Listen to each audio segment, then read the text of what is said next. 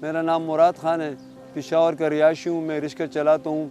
इस लॉकडाउन में बहुत बेरोज़गारी की वजह से अल खिदमत फाउंडेशन ने जो गरीबों के लिए पैकेज का इंतज़ाम किया हुआ है, इसका मैं बहुत शुक्रगुज़ार हूँ। मेरा नाम हमीदुल्लाह है, मैं पेशावर में रिक्शा चला रहा हूँ और इस गुर्बत की हालात में और लॉकडाउन में आज अल खिदमत फाउंडेशन की तरफ से हमारे पेशावर के रिक्शों वालों पे जो राशन तकसीम हो रहे हैं, इनसे खैर इतना तो नहीं होता, लेकिन अल्हम्दुलिल्लाह कुछ ना कुछ गुजारा हो जाएगा। कुछ दिन ऐसे गुजार जाएंगे कि इस मुश्किल हालात में हम इस अल खिदमत फाउंडेशन की तरफ से जो राशन मिला हुआ है, इससे अपना गुजारा बसर करेंगे। और इस वजह से अल खिदमत फाउंडेशन के हम बहुत शुक्रगुज़ार हैं और उसका शुक्रिया अदा करते हैं।